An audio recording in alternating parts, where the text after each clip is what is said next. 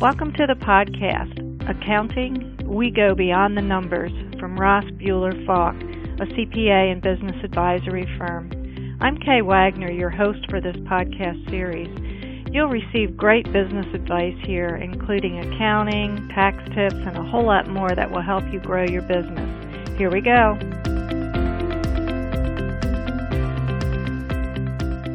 So we're here with Ken Falk, CPA and Partner at Ross Buehler Falk. Ken, you've been with the firm since the beginning of the firm. So would you tell us some about the makeup of RBF and your experience during those years, and just tell us a little about yourself and RBF.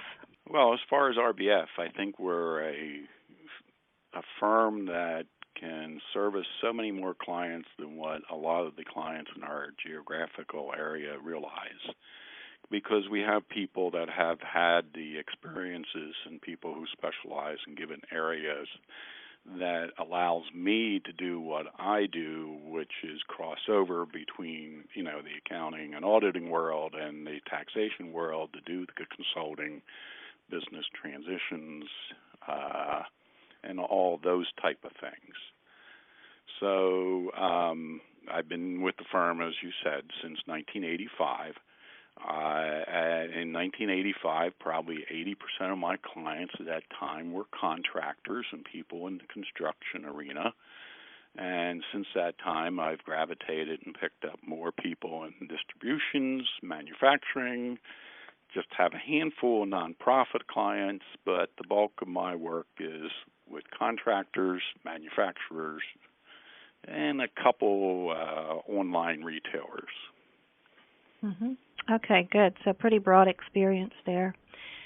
So in those years, you've worked with many, many successful businesses.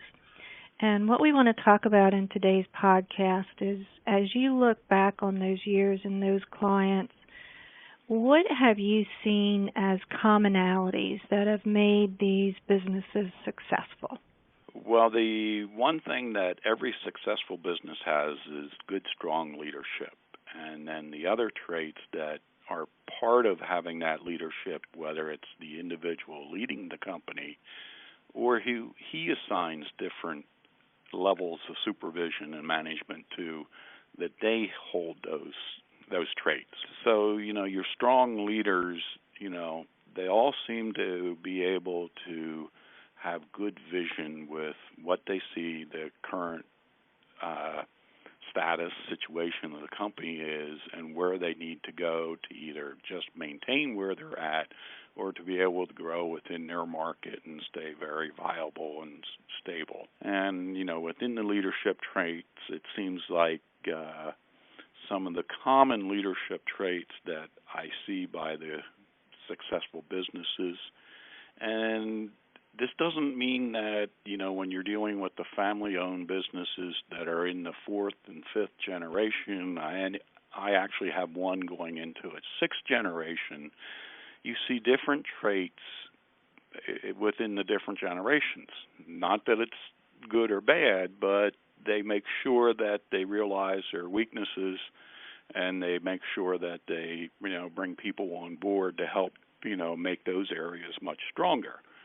But the good leadership usually starts with good vision. They're people with courage and confidence, so they're willing to take risks. They know how to get people all on the same page. They have some good strategic planning attributes to their background, and they're able to get, when they do something wrong or incorrect, they have humility and are willing to admit their mistakes, and that they treat everybody fairly. Talk to us about a good leader in relation to financial acumen. Well, I've had good financial leaders who really aren't accountants or CPAs by background. They learn what's important for their business needs and what they need to maintain. And most of the times it's, the gross margin or the product profit, making sure that, one, they have a good estimating system that can estimate things before they get involved.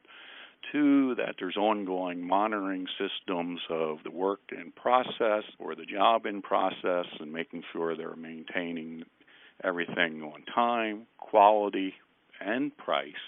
And then four, it's the good managers who, are watching overhead and making sure that they don't go too far, because sometimes you can get managers who beat down every nickel and dime, and the next thing you know is people have the attitude, well, we're not allowed to spend anything, and then that kind of is counterproductive.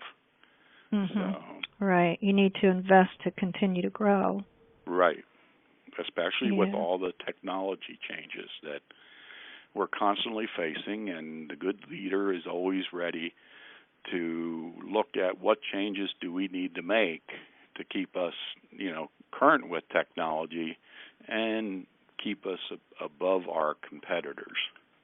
Right. I would think in today's world you can lose that competitive edge pretty quickly. Yes. When you look at successful businesses and your involvement with them, would you see as part of good leadership that ends up in successful businesses, part of their ability to be successful is to be able to have someone like you to relying on, I guess, what we would call outside eyes, or that trusted advisor? Oh, yes. That's always something that they need, because even though you feel that you've had this experience in your line of work, there's always something new or that you haven't come across that you need somebody from the outside to be looking at it and getting their impressions. Is this the right thing to do? And, of course, if that outside advisor doesn't know the right person, usually they can connect them with the right people that can help them with those type of evaluations or processes. You got to have an advisor that is willing to admit that when he doesn't know anything about given areas.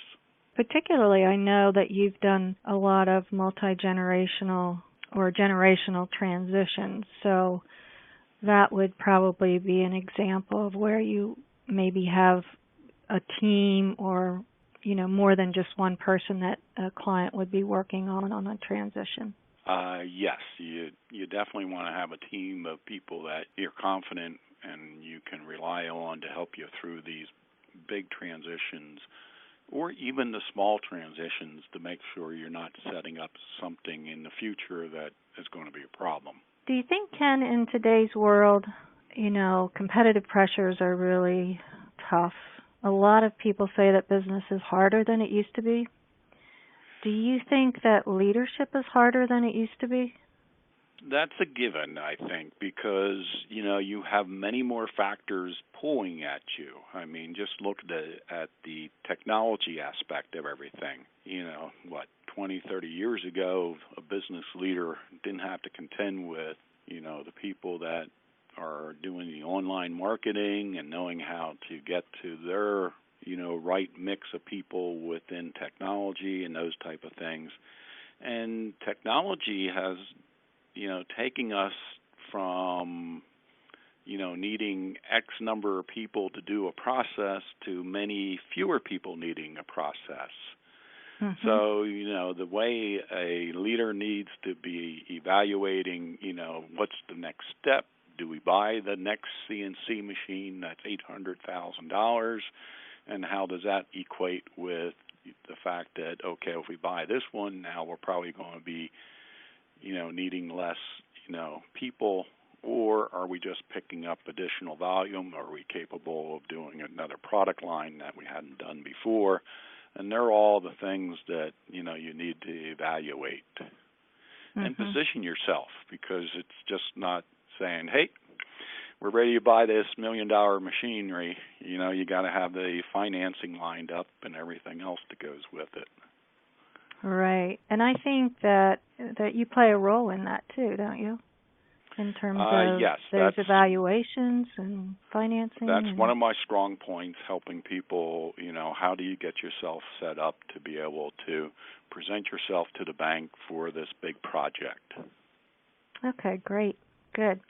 Well, Ken, I want to thank you for that insight, and I know that you will continue to help businesses grow and become even more successful. I know that RBF with your work will continue to become more successful and grow as well. So kudos to you for a great run. Thank you.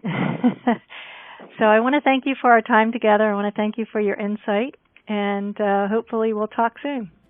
Okay. We'll see ya. That's it for today, folks. Visit rbfco.com, that's rbfco.com, for more information on accounting that goes beyond the numbers. This is your host, Kay Wagner, for Ross Buehler Falk. Our next episode is coming soon. Don't miss it.